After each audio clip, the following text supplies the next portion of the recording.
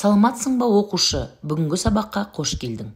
Үйге берілген тапсырма, үйден жаңа сабақ 54-ші параграфты оқып, берілген сілтемелер арқылы бейне жазбаларды көріп, қосымша берілген материалдарды қарап келу. Олай болса, балалар, алдарыңызға ұсынылған суретке назар аударайық. Не бейнеленген? Дұрыс, балалар, бұл қазақ халқының салт дәстүріне байланысты суреттер. Олай болса, балалар, бүгінгі біздің сабағымыздың тақырыбы қазақтардың дәстүрлі дүниетанымы.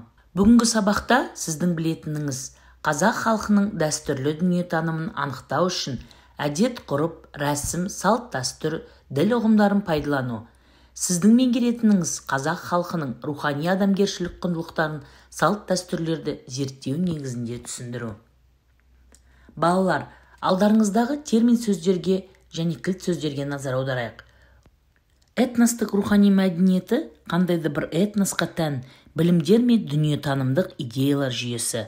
Рухани мәдениет түсінігіне діни сенімдер, салт дәстүрлер, дәстүрлі музыкалық мәдениет, дүниетаным мерекелер мен ойын-сауық кіреді. Дәстүр әр ұлттың, халықтың діні мен сеніміне, тұрмыс тіршілігіне, ұлттық құрылым ерекшелігіне сәйкес ғасырлар бойы жинақталып, өмірдің өзі туғызған ғұрыптардың жиынтығы, қауым мен қоғамда қалыптасқан мінез-құлықтың үлгілері, күнделікті қолданыста бір мәдени топты екіншісінен айыратын және бейресми жолмен реттейтін қабылданған мінез-құлық ережесіне немесе әлеуметтік әрекеттерді жөнге келтіретін терминге жатады. Әдет-ғұрып белгілі бір қоғамдық әлеуметтік ортада пайда болып, оның мүшелерінің мінез-құлқының, тұрмыс тіршілігінің бұлжымас қағидаларына айналған жөн-жосық жол-жоралғы. Жол-жоралғы қазақ халқының ұлттық әдет-ғұрпындағы кәделердің бір түрі, жасы үлкен адамдарға, ағайын-туыстарға немесе сыйлы қонақтарға қалыптасқан дәстүрлерге сай көрсетілетін құрмет, берілетін сый-сияпат. Жоралғысыз жол болмайды деп түсінген қазақ халқы ата-бабалар дәстүрін шамасы жеткенше орындауға тырысқан. Діни адамның әрекеті мен нанымын, моралі мен дүниетанымын белгілейтін ұғым. Рәсім адам өмірінің кезеңдерінде қолданылатын дәстүр, мысалы бесікке салу, тұсау кесер, тағы сол сияқты. Діл, менталитет, этностың мәдени ерекшелігінің бірі. Адамның ақыл-ойы, ментальды, мәдени және сезім ұстанымдарының, дүниетанымдарының жиынтығы. Қазақ халқының көшпелілік өркениеті мен онымен байланысты мәдениеттің тамыры өте ежелгі замандарда жатыр. Материалдық мәдениеттегі сабақтастық шаруашылық жүргізудің көшпелі түрінен, сондай-ақ тұрмыс, киім, ыдыс-аяқ, әшекейлер, қару-жарақ және тағы басқа ұқсастығынан көрініс табады. Мысалы, қалыңдықтың бас киімі сәукеле, сақ тиграхауданың бас киіміне ұқсайды. Қазандарға арналған темір тағандардың қола түрлері бар.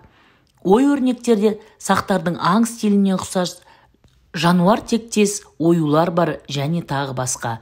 Рухани өмірде де сабақтастық байқалады. Тәңірге табынушылық. Алайда түркілердегі басты дін тәңірге табынушылық, көк тәңіріне табыну еді. Тәңірге табыну барлық түркі-моңғол халықтарына тән.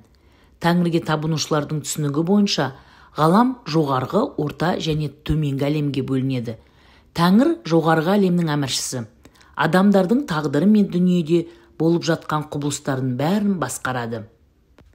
Ежелгі түркілер күнге, айға, биік ағаштарға және тағы басқаларға табынады. Ұмая ұрпақ жалғастырушы, береке молшылықтың иесі саналды. Бұл сенімнің негізінде жер анаға табынушылық жатыр. Орта әлемдегі басты құдірет қасиетті жер-су. Төменгі әлемнің әміршісі ежелгі түркілерде адамдардың өлімімен билеп төстейтін еркілік болды. Осы үш құдіретке сыйыну тәңірге табынушылықтың мәнін құрайды. Барлық түркілер сияқты қазақ халқы да ерекше қуаттың немесе құдайлар сыйлайтын берекенің, құттың бар екендігіне сенді. Исламның ұлы далаға таралуына қарай тәңірге табынушылықпен араласып, қазақы исламға белгілі бір ерекшелік берді. Бақсылық ежелгі пұтқа табынушылықпен анимизм, тотемизм және рухтарға сенумен байланысты.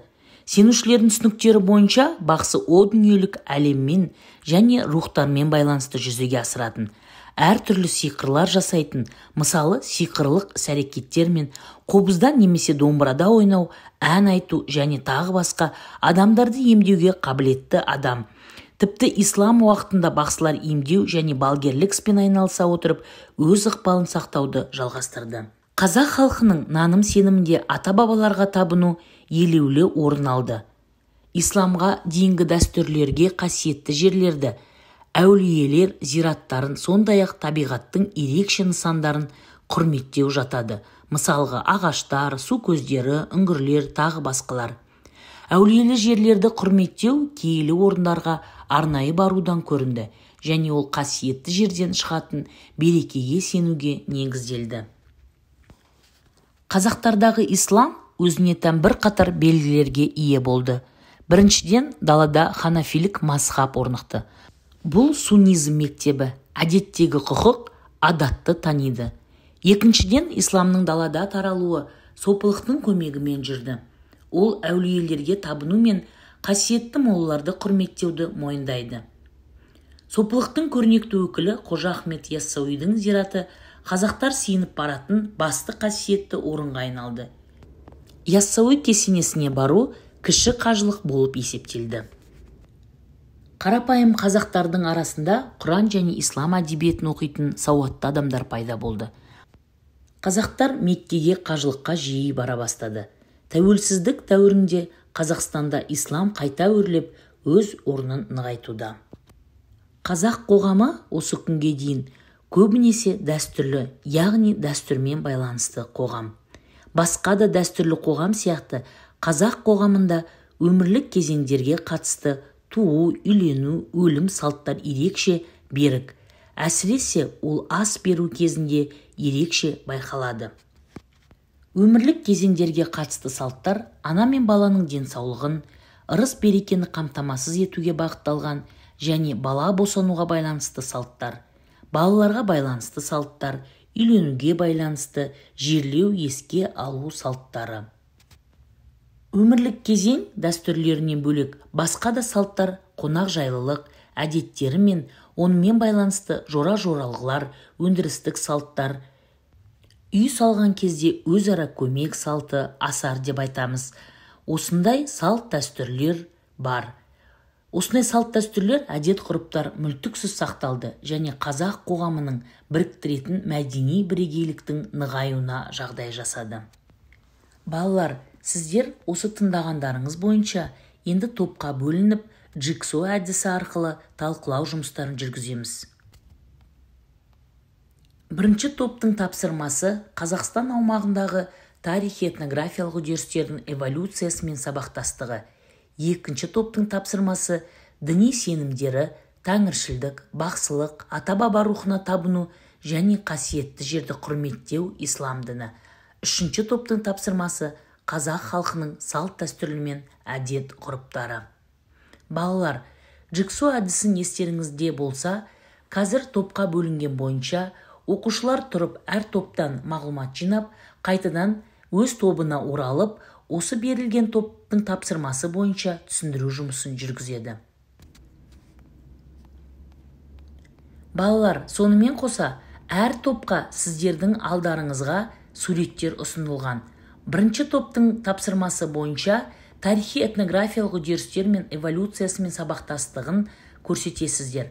Ал екінші топтың тапсырмасы тәңірлік, яғни діни сенімдер бойынша таныстырылымды дайындайсыздар. Ал үшінші топтың тапсырмасы қазақ халқының салт дәстүрі туралы таныстырылым дайындау. Егер орындап болған болсаңыздар, сынып болып талқылайық.